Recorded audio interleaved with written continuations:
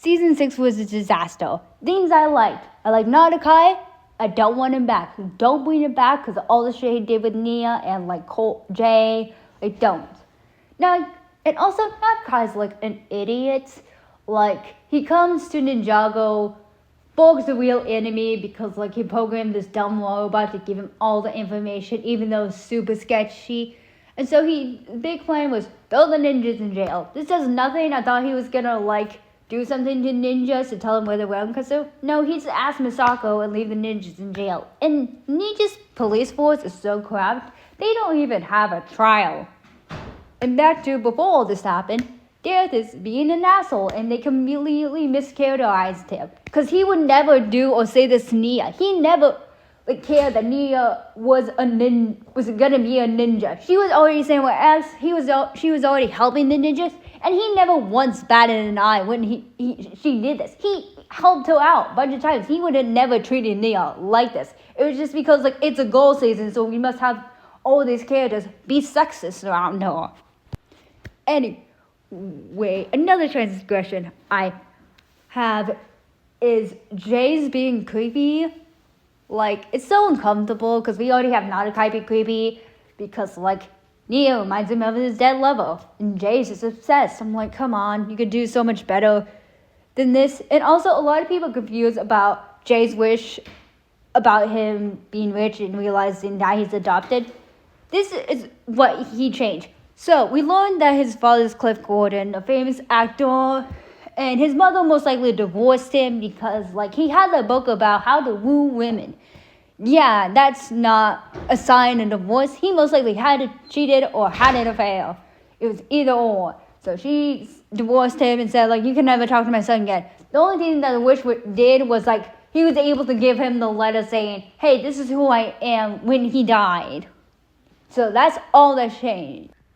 And then when, Jake got captured, and Nardakai was, telling Jay, oh, I just need her hand in marriage. Legit, someone's behind Jay, that bulky girl. He and this entire thing. What does the crewmates want with Nardakai if he got infinite wishes? Because some of them know that he can get infinite wishes, while some of them don't. They're clearly told that he's able to get infinite wishes at some point. And the sharpshooter's, so suspicious of him. And then just, start a revolution. It took so long for the sharpshooter to start a revolution. I was, getting so tired of that plot point. I was just hurry up, overthrow him. He is no one without his powers. He can't grant wishes. The only thing he can do is poof back and forth. Get your team together. It's just oh, he can't do that. One of the girls behind him completely heard him say, oh, I can get multiple wishes if I marry Nia. And guess what? He doesn't even need her consent to marry Nia. So why did he need Nia? He just it was just because he looked like his dead wife. And also, if he got multiple wishes when he got married, why did he not get married sooner? Is it because he was at first before his homeworld was destroyed? He's oh, I can get multiple wishes, but I need to get married. But I don't really care if I get married right now because I have everything I need right now, so I don't really care. So they were gonna do it when, later in life before the entire incident happened. And the the wishes are so dumb. They all waste the wishes, except for Zane and Cole. Zane and Cole, the only two people that actually made good fucking wishes. Zane tried to trick Nardakai, and Cole, first a wish. He made the Finch Stone stronger. Wasn't his fault that it overdid his power. He wished the sword tried to get it away. You know what? Good wish. You should have made that more specified. And I forget his third wish. It was something dumb. Anyway, the ninjas are all trapped and stuff, and Jay and Nia have to go somewhere else. And Echo Zane, isn't it weird that Echo Zane only appears in this season? They're just oh, Nardakai doesn't exist, so we can't acknowledge Echo Zane anymore. But also, Echo Zane's backstory is kind of fucked up. Zane's father made another robot that looked like Zane and just locked him in the basement. Yeah, okay, moving on.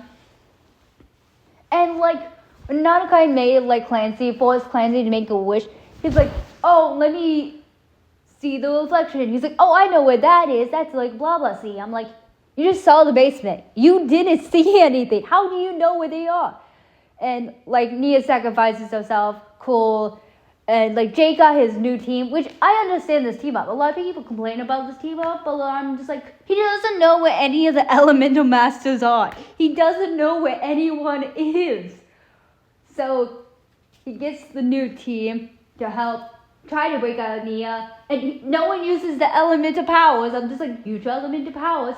Anyway, Nia tricks Nanakai to get his sword away from him, and Jay struck down in this thing and he collects people. By the way, how is Klaus like still away? Because like I'm pretty sure this is the entire time he was collecting people. He did not once hit Klaus, who got sucked up by the sword, not once. So anyway, they go try to go save Nia, and Clancy told them about the Venom.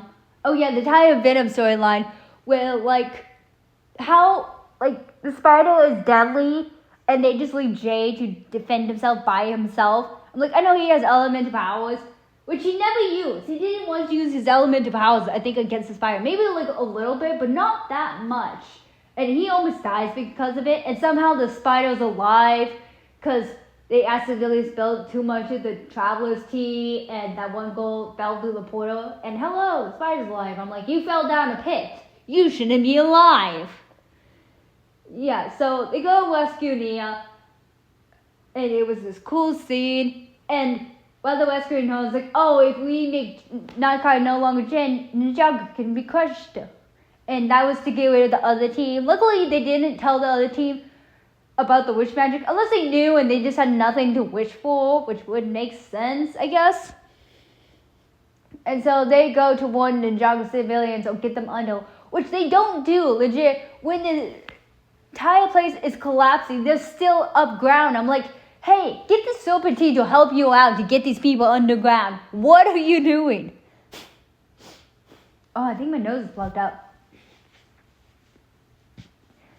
Anyway, so Nia accidentally gets shot, even though the sharpshooter should not shoot. It should be not like, oh, it's a believing thing. No, that is such bullshit. It's a magical thing. Just be like, shoot at a different direction, and it just magically shoots in the direction. Like, because like trying to shoot at the object won't make you shoot somewhere else. But if you shoot at a different object, it will shoot at the person you want. It should have been like that, if that makes sense. Instead of just like, oh, believing in yourself. That was such the bullshit excuse.